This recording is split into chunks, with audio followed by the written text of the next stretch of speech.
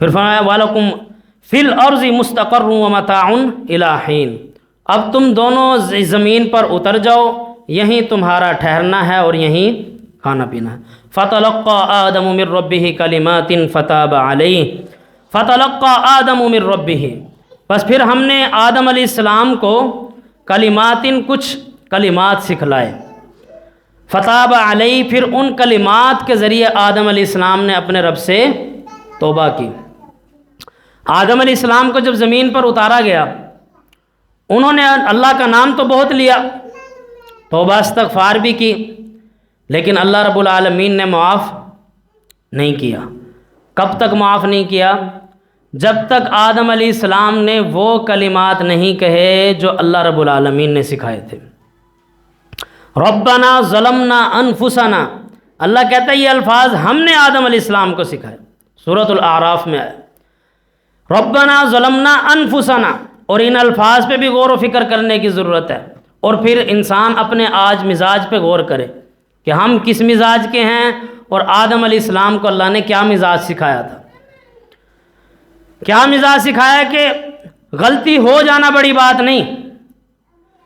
آدم علیہ السلام کا غلطی سے بچنا بڑی بات نہیں تھا، بلکہ غلطی کے بعد اللہ سے رجوع کرنا، توبہ کرنا، یہ کمال ہے، یہ بڑی بات ہے۔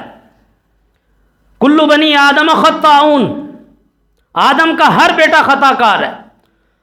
خطا ہونا نہ ہونا یہ تو آدم کی فطرت میں ہے، خطا ہو جاتی ہے، اس سے یہ کوئی بڑی بات نہیں ہے، لیکن خطا کر کے اس پہ ڈٹ جانا، اڑ جانا، ایک بندہ بے حیائی پہ لگا ہوا اور پھر اس پر دلائل پیش کرے، اپنے آپ کو صاف ثابت کرنے کی کوشش کرے، ایک حرام خوریوں میں لگا ہوا ہے اور پھر وہ اس پر دلائل لے کر آئے کہ میں جی حق پر ہوں، ایک غلط کام کرے، صحیح احادیث کو چھوڑ کر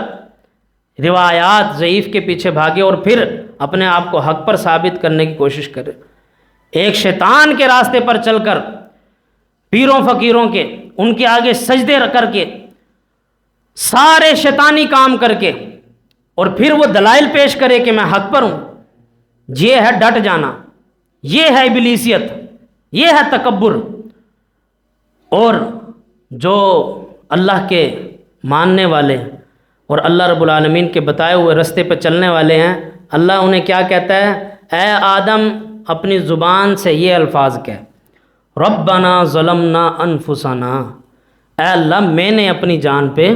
خود ظلم کیا۔ یعنی آدم علیہ السلام کو کہا جا رہا ہے کسی کا نہیں کہنا کہ شیطان نے وسوسہ دیا، فلانے نے مجھے غلط کام پہ لگا دیا تھا، فلانے نے ایسے کر دیا تھا، کسی کا نام نہیں، خود اپنی غلطی مان، ربنا ظلمنا انفسنا، اے اللہ میں نے خود اپنی جان کے اوپر ظلم کیا۔ کیوں؟ کیونکہ اللہ تو نے تو مجھے منع کیا تھا درخت کے قریب نہیں جانا۔ اور پھر آدم علیہ السلام سے کہا جا رہا ہے آگے کیا کہنا ہے؟ وَإِن لَّمْ تَغْفِرْ لَنَا، اور اے اللہ اگر تو مجھے نہیں بخشے گا، تو مجھے معاف نہیں کرے گا، وَتَرْحَمْنَا، اور اے اللہ اگر تو مجھ پہ رحم نہیں کرے گا،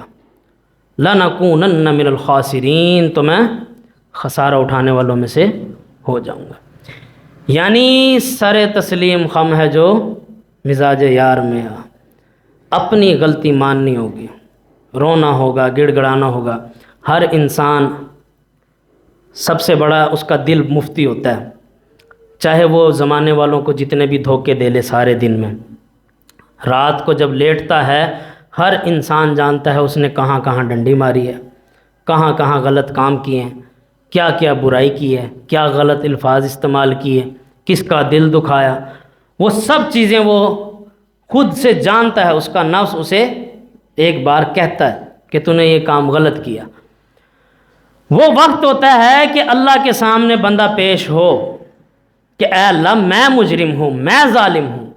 چونکہ چنا کے اگر مگر نہیں،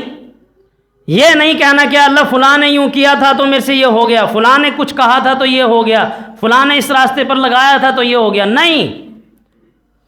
کوئی کسی کو بیچ میں نہیں ڈالنا، اپنی غلطی ماننی ہے، اپنے آپ کو ظالم ٹھہرانا ہے کہ اے اللہ میں نے ظلم کیا تھا، اور اے اللہ اگر تو نہیں بخشے گا تو میرے اندر کوئی قوت طاقت پاور نہیں ہے کہ میں اپنے آپ کو بخشوا لوں، اگر تو رحم کرے گا، تو مجھے بخشے گا تو ہی میرا بیڑا پار ہوگا، وگرنہ لنکونن من الخاسرین، وگرنہ میں خسارہ اٹھانے والوں میں سے ہو جاؤں گا۔ تو اللہ رب العالمین فرماتے ہیں انہ هو التواب الرحیم، بے شک اللہ توبہ کو قبول کرنے والا اور رحم کرنے والا ہے، لیکن پہلے خود کو انسان پیش کرے کہ میں نے یہ غلطی کی ہے۔ تو آگے اللہ رب العالمین فرماتے ہیں قُلْ نَهْبِطُوا مِنْهَا جَمِيعًا، ہم نے انہیں کہا کہ تم یہاں زمین میں اتر جاؤ سب کے سب، فَإِمَّا يَأْتِيَنَّكُم مِّنِّي هُدًى، بس پھر میری طرف سے تمہارے پاس ہدایت آئے گی، فَمَن تَبِعَ هُدَايَ، تو جو کوئی بھی اس ہدایت کی پیروی کرے گا، فَلَا خَوْفٌ عَلَيْهِمْ وَلَا هُمْ يَحْزَنُونَ، نہ اس پر کوئی خوف ہوگا نہ ہی وہ غمگین ہوں گے۔ یعنی اس کے بعد بھی اللہ رب العالمین نے توبہ تو قبول کر لی، لیکن آدم علیہ السلام کو جنت میں داخل نہیں کیا، بلکہ اللہ نے کہا اب آدم پر بھی اور آدم کی جتنی اولاد ہے یعنی ہم سب، ان پر میری طرف سے ہدایت آئے گی، انبیاء علیہ السلام آئیں گے، اللہ کی کتاب قرآن آئے گی، اگر جو کوئی اس کی پیروی کرے گا، فمن تبع ہدایا، جو ہماری بھیجی ہوئی ہدایت کی پیروی کر کے چلے گا، فلا خوف علیہم ولا ہم یحزنون، نہ ان پر کوئی خوف ہوگا نہ ہی وہ غمگین ہوں گے۔ یعنی اب اس امتحان کی چکی میں پس کر پاس ہو کر اب اللہ کی جنت میں جاؤ گے، اب اللہ دنیا کے امتحان سے گزارے گا، آزمائشوں سے گزارے گا، مشکلات سے گزارے گا، اور جو اس مشکل میں پاس ہوں گے وہ جنت میں جائیں گے، وگرنہ جنت کا داخلہ ممنوع ہے۔ والذین کفروا وکذبوا بآیاتنا، اور وہ لوگ جنہوں نے کفر کیا اور اللہ کی آیتوں کو جھٹلایا،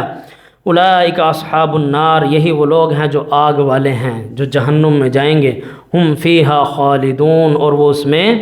ہمیشہ ہمیشہ رہیں گے۔ میں آخری بات کر کے اپنی بات مکمل کرتا ہوں۔ کچھ لوگ یہ کہتے ہیں کہ جنت کے ساتھ ہمیشہ کا لفظ آیا، جہنم کے ساتھ نہیں آیا۔ قرآن مجید میں کئی مقامات پر جہنم کے ساتھ بھی ہمیشہ کا لفظ آیا، ہم فیہا خالدون، وہ اس میں ہمیشہ ہمیشہ رہیں گے۔ تو اللہ رب العالمین سے جو بندہ ڈرے گا وہی جنت میں جائے گا، جسے اپنے گناہوں پر شرمندگی ہوگی، جس نے انا اور تکبر میں زندگی گزاری، اللہ کی مرضی ہے اسے بخشے یا نہ بخشے۔ قرآن و حدیث کے دلائل یہی کہتے ہیں کہ اس کی بخشش نہیں ہے۔ اللہ رب العالمین سے دعا، اللہ رب العالمین حق بات کو سمجھ کر مجھے بھی اور آپ بھائیوں کو بھی عمل کرنے کی توفیق عطا فرمائے۔ وآخر دعوانا الحمدللہ۔